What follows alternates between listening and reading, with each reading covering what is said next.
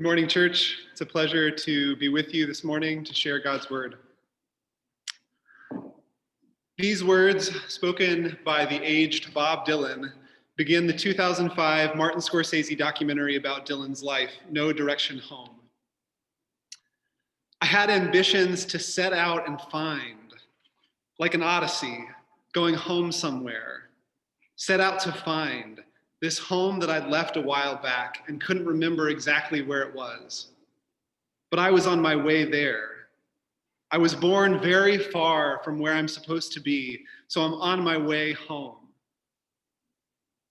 Especially spoken in Dylan's raspy tones, these words resonate deep in our beings. Our lives are a journey, a sojourn, a kind of pilgrimage.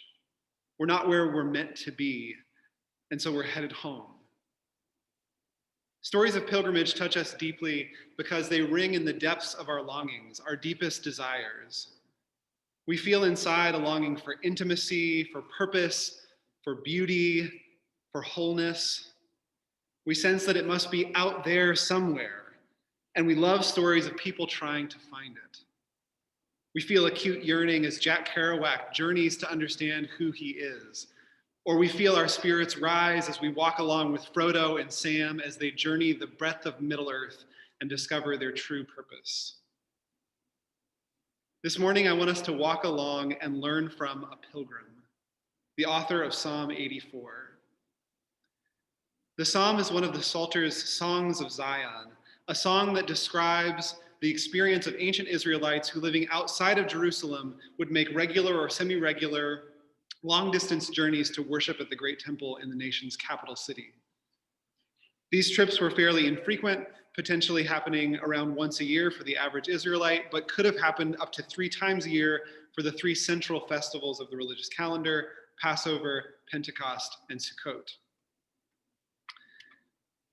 The psalm is a song of profound pilgrimage and of profound longing. The place where the psalmist desires to dwell, these temple courts, are desired fervently as the psalmist expects to enjoy the communion of Yahweh. The psalm puts a mirror to our hearts. It asks, what is the depth and direction of your deepest longing? It puts a mirror up to our hearts and asks, are you resisting the temptation to veer off the path? Are you holding your course to Zion? Are you persevering to the place where you will enjoy the communion of your Father? We begin our exploration of this psalm with this longing so raw, so in our face in this song. If you're uncomfortable with the language of desire, the language of longing, this might be a psalm that challenges you. The psalm is overflowing with powerful, unapologetic longing. The psalmist does not hold back. How much loved is this place of your dwelling? My whole being has yearned, been exhausted with the longing for the courts of the Lord, this place where you dwell. Now my heart, my inward existence, and my flesh, my body, yes, the entirety of my being, sings out for joy to the living God. Let's notice 2 things in these opening verses. First, the depth of the longing, but also the direction of the longing. First, its depth. As I've noted in paraphrasing these verses, the way I've paraphrased them, the longing occupies the entirety of the psalmist's being. The word often translated as soul in verse 2 is better expressed as my very being or my whole being. In traditional Hebrew poetic parallelism, that word is then emphasized and clarified in the next half verse with the phrase, my heart and my flesh. Yes, not just my inward reality, my thinking and feeling being, but my body, my physical being, resonates with the longing. The longing extends to include all the inward faculties as well. We're not here considering just raw emotion or a strong urge. This is a willful, thinking feeling, as we would put it, as much about the mind as the heart. So it's a deep longing across body and spirit, across thinking and feeling. But it's not only deep, it's also directed. This is not a vague and powerful feeling that you might get from watching a cinematically shot, powerfully soundtracked commercial. 30 minutes later, you can't even remember what the commercial was for. It just left you with a powerful feeling, a feeling that your life was incomplete in some way. That kind of longing can be pointed anywhere. This longing, the psalmist's longing, in contrast, shoots like an arrow. Its goal is exact, explicit, intentional. It is to enter the presence of the living God, as verse 2 makes clear. If we're going to grapple with the real nature of this longing in the fullness of its depth and direction, we need to bring to the forefront a foundational assumption that forms the water the psalm is swimming in. It is possibly the central, most basic statement of our faith, that life, true, full, feet in the ocean, hugged by a child, champagne for breakfast, dancing at midnight life, is found in God and God alone. As the Book of Common Prayer, our prayer book, has it, he is the one who to know is life eternal. This is life everlasting, life on life on life.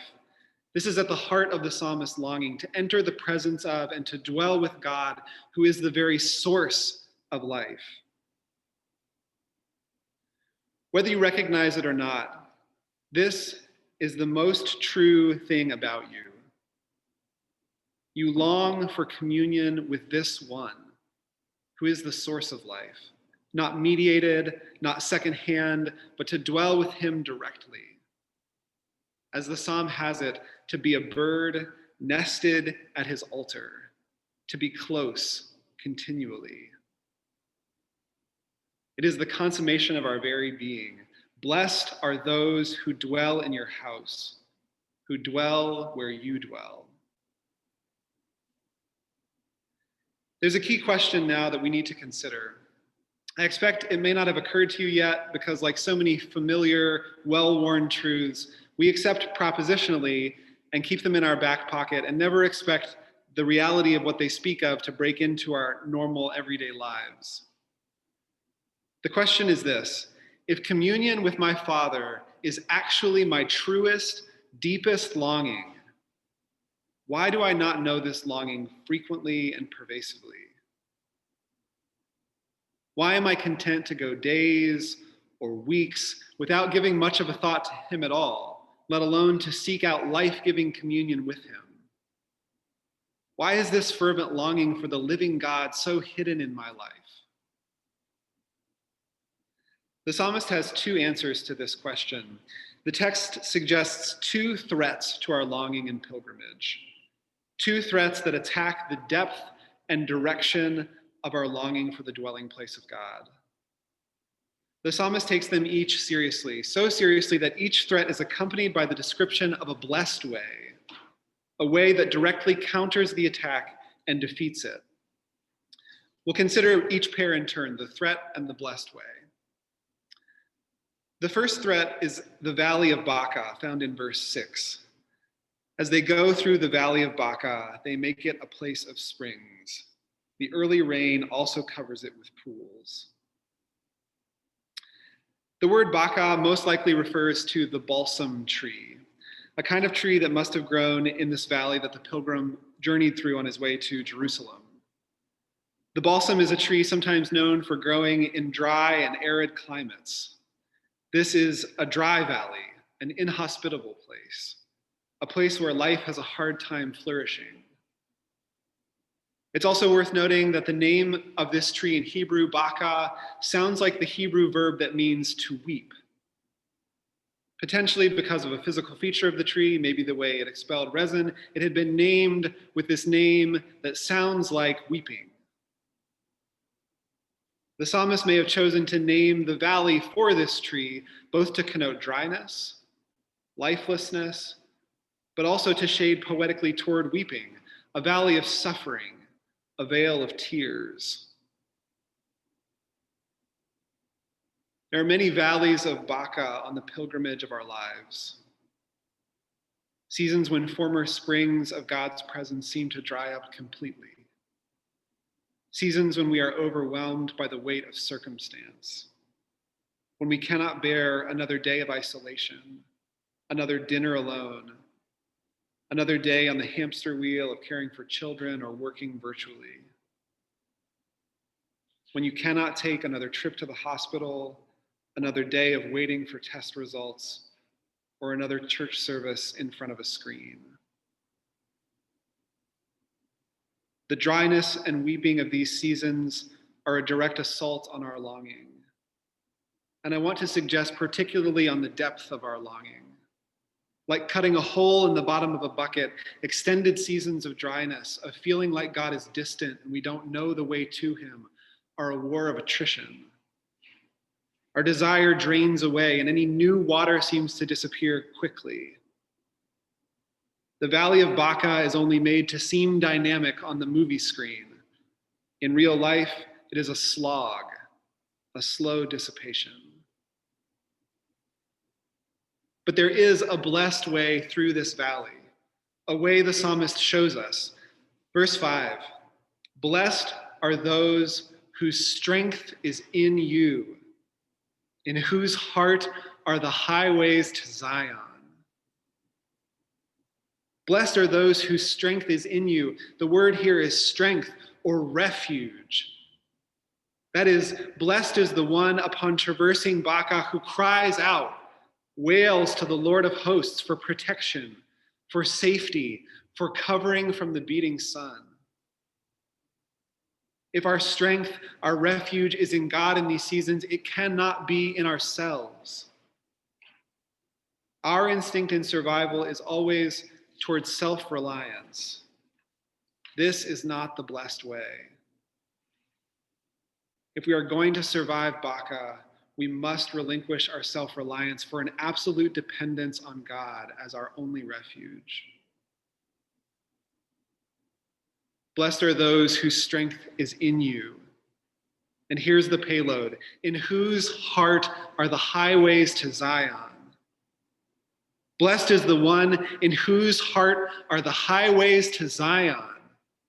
The surface meaning of these words is that by regular pilgrimage, the way to God's presence, to Zion, has been memorized, fully internalized.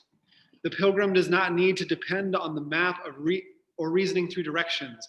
Every step of the path is known, well tried, sure. It has been written on the heart through constant traverse. This is the child who, waking from a nightmare in the middle of the night, does not need to turn on the lights in order to run to her parents' bedside. We are looking here at the effect of a lifelong discipline of entering the presence of God, of making the pilgrimage. Finding strength or refuge in the presence of God is not a new idea that the psalmist first thinks of upon entering Baca, but has been a habitual aspect of daily living, a habit that has left a mark, a map on the heart. When we pass through the great Bacas of our lives, will we be disoriented, tempted to turn back, or will we make it through because previously, day in and day out, we have learned our way through the small Bacas of daily to-do lists, the grind of work, the feeling that there just isn't time to arrive in the presence of God. By constant use in daily discipline, the longing for God and the highway to Zion can be carved in our hearts, like a canyon across a vast plain. In considering this, we are here facing off with one of the great lies that our culture tells us about the nature of longing and desire. The lie that longing and desire, as we happen to find them when we look inwardly, are inviolable facts of our existence. Though they're different for each person, knowing your true longings is like discovering that 2 + 2 = 4. If I look inwardly and I do not find the longing for God, I walk away. It's not what I really want. It's just not for me. By contrast, the biblical picture is far more organic, befitting our own nature as organic beings. Our longing for God and the ability to enter his communion is like a seedling tomato plant, whose very nature is to grow tall and produce abundant fruit. But whether it does so or not, is the result of cultivation. It's not a foregone conclusion. The highway to God's presence must be regularly trod, the map written over years. Only in this case can Baca be a place where instead of our longing being completely dissipated, we find it overflowing in new springs. They make it a place of springs. The early rain also covers it with pools. This is the strange and great irony. Baca may be a place of total dissipation, but it can also be the very place where new life springs forth in abundance. I'm not saying that makes it easy or dispels the pain from this reality, but it means that Baca is not the last word when the highways to Zion are carved on our hearts. So this is the first threat that we have to be aware of, the Valley of Baca, the season of dryness or suffering that can only be endured as we seek refuge in God and rely on his strength. The strength left by the discipline of traveling the path of God's presence day to day.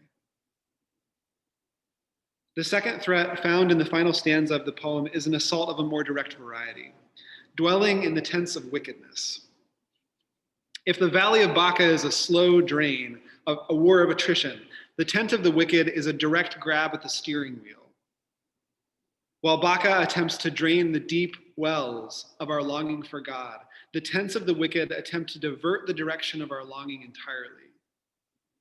They say a different end, a different goal is actually what will fulfill you, what will satisfy you. It's worth noting first that these are the tents of the wicked. They are also traveling a path, on the road, on a pilgrimage. It makes their appeal to us more insidious, more difficult to discern. They don't say, stop your searching entirely, just rest a while. Instead, the tents of the unfaithful inculcate us with different desires, desires that will lead us, perhaps slowly and over long periods of time, off the way to the dwelling place of God, to a different location. These desires that we find in the tents of unfaithfulness are not in themselves attractive. They are only able to woo us insofar as they co-opt our one true desire. They have to pretend, at least at first, to be heading towards Zion. They say, you know that longing you feel deep down? Try this. This will satisfy you. These often passionate desires masquerade as our deepest longing, when in reality they can't deliver on their promises. We're told in any number of ways that the desire for success, power, comfort, sex, material gain, you name it, are worthy of the entirety of our beings. In reality, these desires, when not subordinated to and ordered within our God longing, burn like gas on the surface of water, like a sugar high. Bright, loud, but gone as fast as they've appeared, leaving our longing unsatisfied, wanting more and more and more. This is the stuff of addiction. You can kid yourself, you can pretend that you aren't affected by this type of bottomless pit desire, but the reality is we are all prone to it. Some of our longings are just more socially acceptable than others. What is obvious as a lack of soundness in the alcoholic or the drug addict is the same dynamic at work when we return again and again to the drug of other people's opinions of us. Career success, food, exercise, intellectual attainment. There is nothing good in God's creation that cannot be twisted and falsely pretend to take this central role of fulfillment in your life. So how do we nullify the tempting call of the tents of unfaithfulness? The psalmist points us to the blessed way through these tents. Verse 12. Blessed is the one who trusts in you. This might strike you as overly simplistic, too easy. Trusting God, after all, is another well-worn, overworn, tired from misuse concept in our faith arsenal. I would challenge us to consider what it really means in the moments of temptation to trust that God speaks truly when he says, follow my way and live. This is the substance of trust, where the rubber hits the road. To truly believe that a day in your court is better than 1,000 elsewhere. Let me challenge you in this by asking you a question.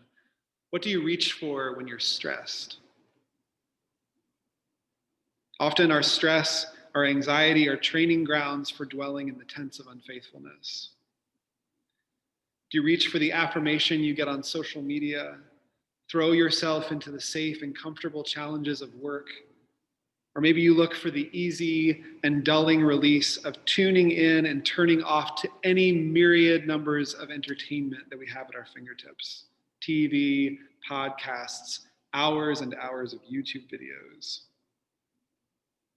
While these distractions or even noble endeavors can seem harmless or even good to us in the moment, when they become what we trust in, what we run to, they teach us to dwell in tents that are not heading to Zion, that will not lead us to appear before the living God. We have to wake up, see with clear eyes their impact on our longings. They're not neutral, but are in fact carving a different pathway on the face of our hearts. In the words of Justin Vernon of the band Bon Iver, I've been caught in the fire. I've been carved in fire without knowing what the truth is. We must walk on this blessed way of trusting God past the tents of unfaithfulness, plugging our ears if need be. It is the only way of resistance that will bring us to appear before the living God.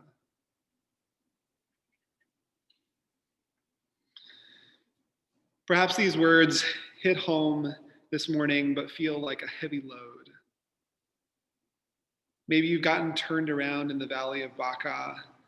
You're beginning to faint from dehydration. The only way you can hear this psalm is with deep regret, sadness, or anger.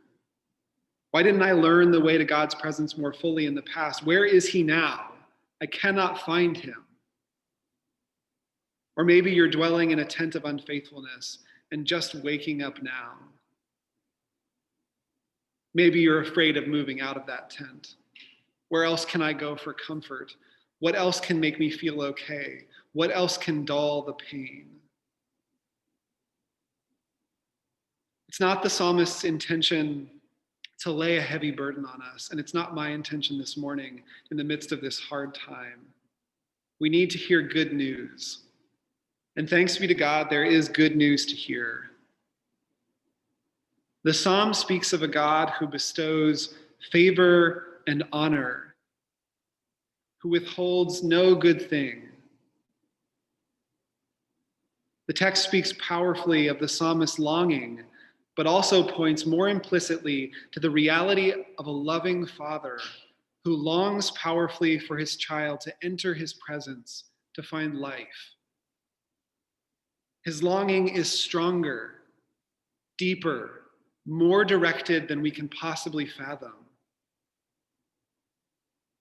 There is no better evidence of that than this. The dwelling place of God, the place of his presence, that place that you so deeply and fully long for in your inner being has a name, and he has taken up residence in Baca. He has pitched his tent in the precincts of unfaithfulness. The God of the universe was not content to see you waste away. He did not stand idly by, but came close. He comes close now. Like that great father who saw his son from a long way off and came running to embrace him, to wrap him in a garment of love, so he has run to you. He is running to you now. He is embracing you now. When your longing for him waned, his longing for you was constant. When you turned off his way, he fixed his very thought and intention on you. When your pilgrimage became a wandering in the desert, he journeyed the chasm between heaven and earth to reach you, to be with you. Friends, know the mystery. The eternal Son of the Father became flesh and dwelt among us. In the words of Charles Wesley's great Christmas hymn, God the invisible appears. God, the blessed, the great I am, sojourns in this vale of tears, and Jesus is his name. He speaks to us in Baca, and in our tents of unfaithfulness, he says, I have come that they might have life and have it abundantly. Friends, he does not want to withhold his presence in this season. He wants to lavish it on you in abundance in the midst of this pilgrimage. I don't know how, I don't know when, but cry out to him as your only strength, as your only refuge. Keep crying out to him. Trust him. Believe that his ways are the ways of life. Allow your heart to be carved with new paths, paths written in daily pilgrimage. Sit in silence until he shows himself in his love. He is not far away. This Valley of Baca will be a place of springs. He will release you from the tent of your slavery. Zion has come near.